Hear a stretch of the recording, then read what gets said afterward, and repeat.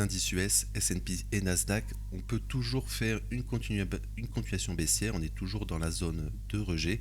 Donc on va y revenir également sur le DAX et le CAC 40. Donc avant cela, n'oubliez pas notre accompagnement, toujours disponible donc depuis notre site internet idena-bourse.com. Vous avez tous les détails en description. Donc, et tout le programme de notre groupe privé. Si vous avez des questions, n'hésitez pas à nous contacter.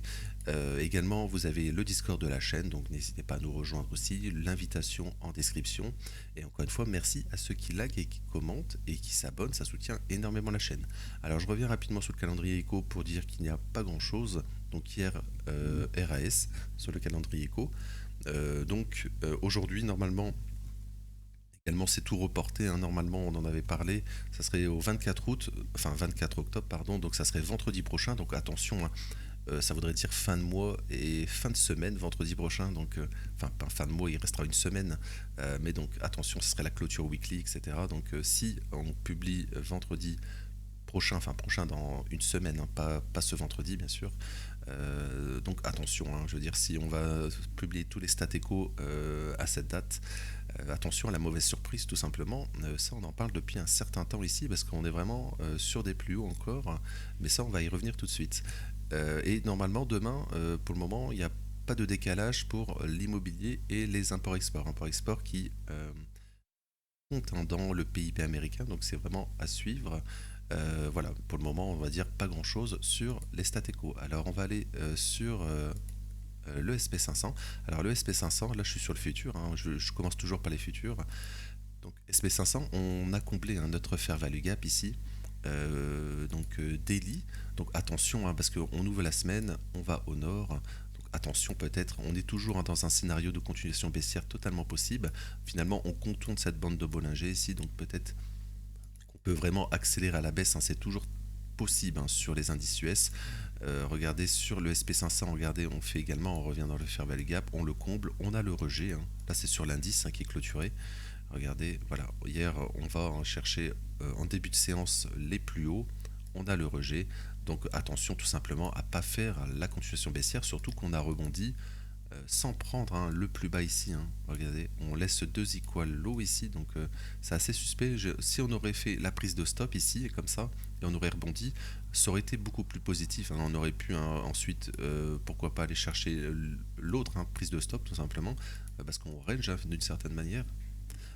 Parce que après, faut pas être super concentré par les prises de stop, ce genre de choses, parce que bien sûr, le marché, si le marché ne fait que des prises de stop, il ferait ça, hein, tout simplement. Voilà, il faut pas être non plus. Avec la crypto, on entend souvent, hein, ce genre de discours. Là, par exemple, on a pris le week-end passé les stops au sud, donc bien sûr, on va prendre les stops au nord. Bah non, si on fait ça, on ferait que ça, hein, sur les marchés. Donc voilà, il y a aussi des tendances, hein, et finalement, on piège beaucoup de gens parce que par exemple sur la crypto on pourrait, hein, totalement laisser, hein, les vendeurs gagner et finalement ils prendraient des profits, etc., et d'autres personnes reviendraient ensuite, et on bloquerait les acheteurs et ensuite, etc., les acheteurs à un moment paniquerait, etc., vendrait, ça continuerait à la baisse, etc., etc. Voilà, il y a vraiment les deux scénarios toujours possibles. Les prises de stop, voilà, c'est juste un aspect de quelque chose de beaucoup plus large. Voilà, fin de l'aparté. Sur le SP500, donc voilà, on est toujours, hein, dans ce fair value gap, donc on doit toujours, hein, le dépasser. Je reviens sur le futur ici. Il faut vraiment le dépasser pour aller chercher tout simplement un nouvel ATH.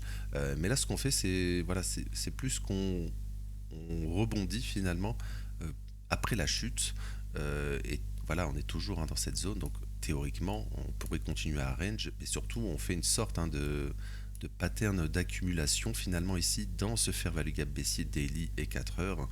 Donc théoriquement, si on le casse, bah voilà, hein, on fait vraiment la continuation baissière et tout cela, ça va faire mal sur tous les assets, notamment la crypto, etc.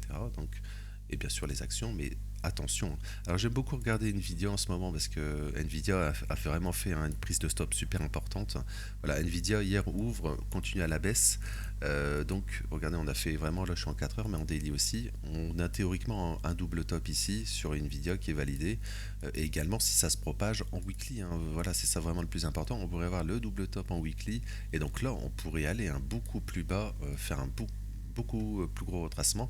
Et donc sur le Nasdaq S&P ici, on le ferait aussi, hein, parce que n'oubliez pas que Nvidia, c'est 7,5% du SP500, hein, avec 500 sociétés, hein, ça représente 7,5%, et les 7 plus grosses sociétés, donc Google, etc., Meta, Microsoft, voilà, il y en a 7 qui représentent à elles seules 35% du SP500. Et ça, tout simplement, c'est lié à l'IA, hein, je le répète, toutes ces sociétés, c'est des sociétés tech et qui sont liées à l'intelligence artificielle. Donc attention en cas de retracement dans ce secteur. Euh, voilà, donc rapidement sur le Nasdaq, c'est la même chose, hein. On a aussi un peu cette figure ici, une sorte de biseau, pourquoi pas, biseau ascendant. Et voilà, on travaille toujours ce fair value gap, donc 4 heures et daily. Donc super attention en cas de cassure à la continuation baissière, et pour le moment c'est ce qui est le plus probable vu le graphique, hein. Attention à cette fin de semaine, tout simplement de ne pas faire donc continuation baissière sur les indices US. Et si on fait la continuation baissière, moi je pense pas qu'on fera juste une prise de stop, hein, parce qu'on fait une belle figure de accumulation, hein, ici regardez.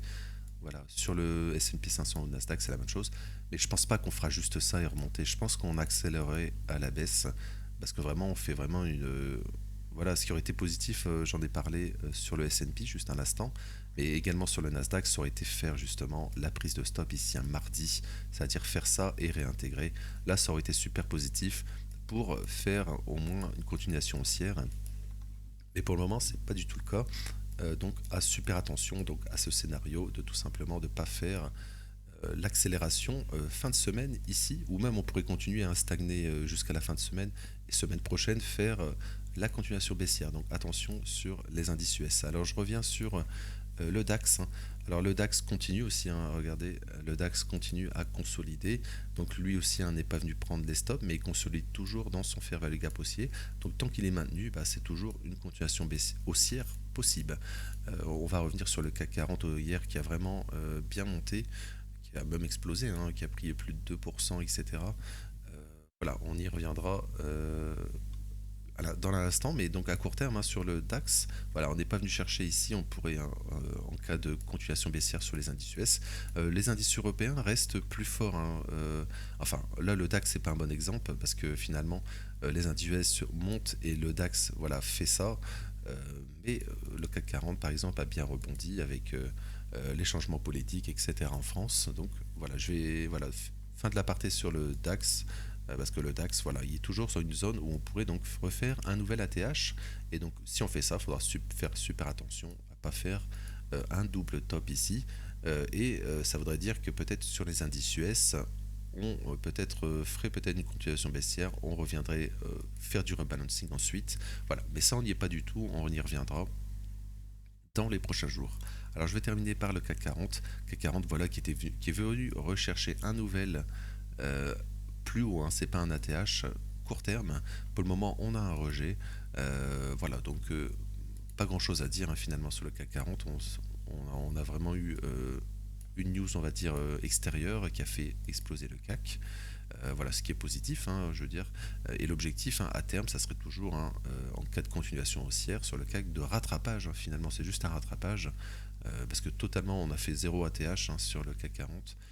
De rattrapage, bah, c'est toujours de faire un nouvel ATH sur le CAC 40, mais pour le moment, attention à cette prise de stop ici sur le CAC, de ne pas tout simplement faire le rejet et donc la continuation baissière en suivant les indices US et le DAX.